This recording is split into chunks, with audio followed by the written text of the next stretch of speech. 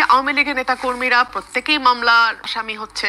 শেখ হাসিনার রায় প্রশ্নবদ্ধই রয়ে গেল, যেটা রুমিন ফারহানা আইনের ভাষা দিয়ে বুঝিয়ে দিল আজকের টক শোতে।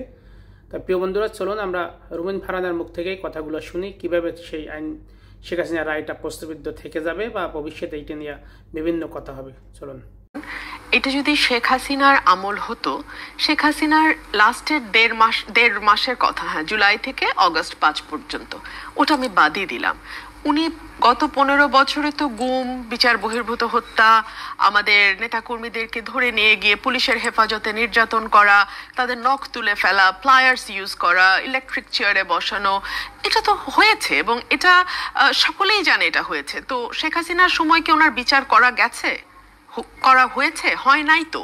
বরং সেই সময় আমরা দেখেছি দেশনেত্রী বেগম খালেদা জিয়াকে 2 কোটি টাকার একটা মিথ্যা মামলায় কিভাবে এতিমের টাকা মেরে খেয়েছে, কিভাবে কোর্টের আদেশ তার বিপক্ষে নেওয়া হয়েছে, কিভাবে তাকে জামিন রিফিউজ করা হয়েছে, কিভাবে তাকে একটা সলিটারি কনফাইনমেন্ট দেওয়া হয়েছে, এগুলো সবই আমরা দেখেছি। এবং এরপরে যখন সময় পরিবর্তন হয়েছে তখন পুরো পাশাটাই উল্টে গেছে। এখন আমরা দেখতে পাচ্ছি আওয়ামী লীগের নেতা কর্মীরা প্রত্যেকেই মামলার আসামি হচ্ছে এবং যারা হয়তো প্রত্যক্ষভাবে মাঠে নেমে জুলাই অগস্টের অভ্যুত্থানে হয়তো অংশও নেয় না, কিন্তু তারা কোনো না কোনো মামলার আসামি।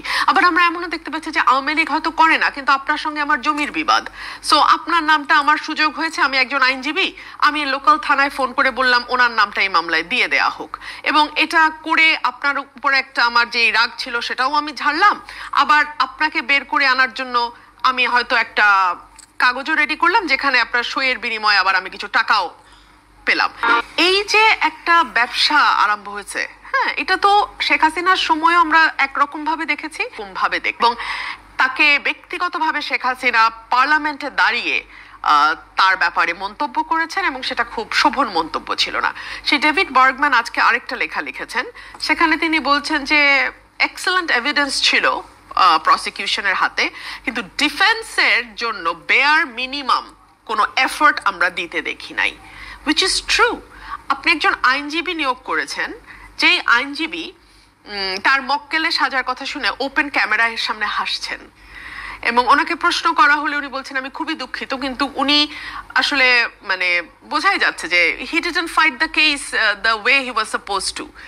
শেখ হাসিনার এগেনস্টে সার্টেনলি ভেরি স্ট্রং এভিডেন্স আছে, সে কারণেই আপনার উচিত ছিল রাষ্ট্রপক্ষের তরফে যে খুব চমৎকার একজন স্ট্রং আইনজীবী দেয়া শেখ হাসিনার পক্ষে। আওয়ামী লীগে অনেক আইনজীবী আছে, আমি জানি না তারা শেখ হাসিনার পক্ষে এখন দাঁড়াতে রাজি কি রাজি না, কারণ প্রত্যেকেরই ঘর সংসার আছে, ব্যক্তিগত নিরাপত্তা।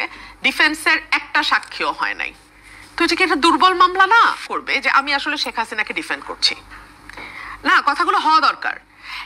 কিন্তু আমি যেহেতু আমার কিছু যায় আসে না, হোয়াট ইজ ট্রু আমি বলবোই, কিন্তু এই যে এই ভীতিটা আরো 100 জনের মুখ বন্ধ করে রাখে। কিন্তু কি হবে জানেন, in due course of time সময় কিন্তু এরকম থাকবে না, সময় শেষ করি, সময় পাল্টাবে। সময় যখন পাল্টাবে তখন এই প্রশ্নগুলাই দ্য বিগেস্ট কোয়েশ্চেন হয়ে সামনে আসবে, সেটাই আমি এখন করে রাখি।